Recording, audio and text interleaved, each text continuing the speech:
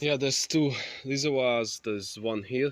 If you remove this panel where the battery is, above the battery, there's this reservoir. This is the top of it.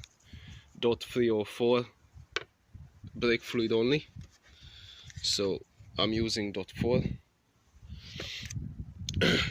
and this is the second one. There's two cables, obviously, and this one is this one at the middle, and the top, what is connected to the lever, is this one. I already removed the caps, clean it up, and for this one you can loosen at the very, to loosen it up. If it's too tight, use an 8mm, because you're gonna just ruin it with this. Once I loosened with this 8mm, then I put this tube on, and I can close it and open it with this one.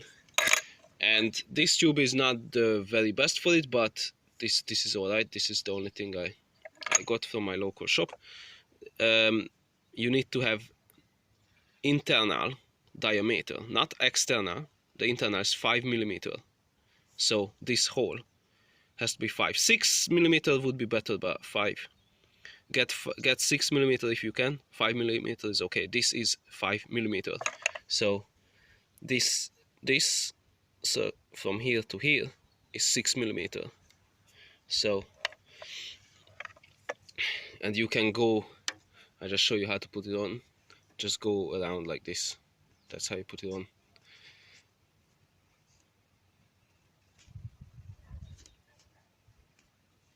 Yeah. So now I'm bleeding this one. I just close it, and while I'm bleeding this, the only thing I need to make sure that I keep, while it's coming, keep closing it and keep topping it up. Do not let this to run empty. If it runs empty, then there will be bubbles. It's possible to remove bubbles, but you have an easier job if you don't have bubbles. With one hand, this is alright, but I prefer this, easier. So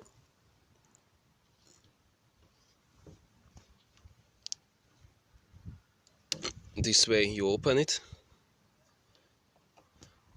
As you can see, it's coming. At the same time, I can keep looking into here while my eyes are here. My hand, one of my hand is here, and I can open it and close it if the liquid goes down too much. So right now, went down, close it. Make sure there are no bubbles coming out.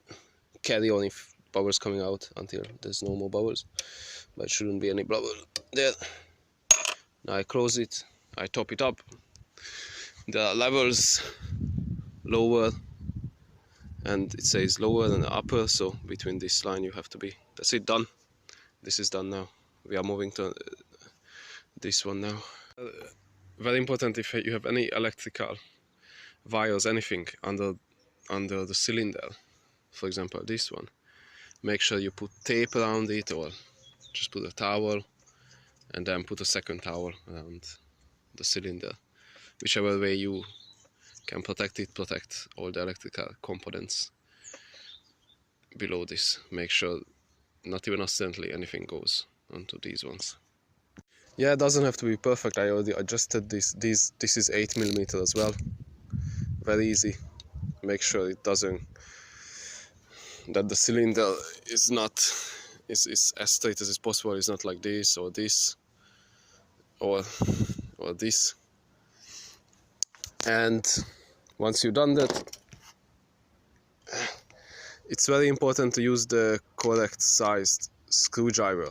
Doesn't matter if it's flathead or the other type, because if you use too big or too small, or you're rushing because you just don't pay attention, once you strip these screws, you have to replace the whole thing. So it's gonna be a terrible day for you. So be careful, be very slow and gentle, and go anti-clockwise. Push S down as hard as you can, and while you're pushing down, just go very slow. Just now it's loosened it up. Other one, yeah, nice.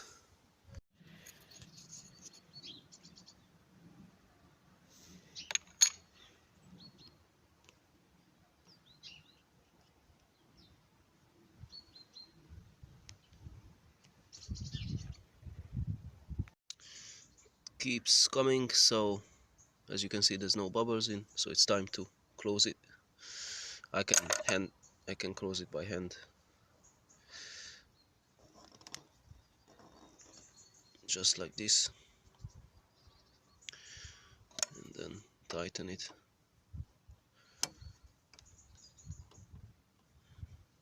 Clean this whole area, take off, make sure nothing goes onto the rotors, nothing. This is very dangerous, this liquid. This .4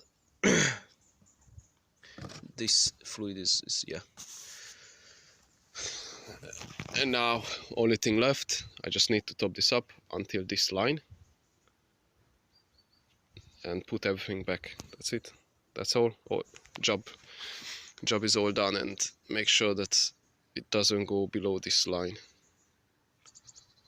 So between this line and this line, all done.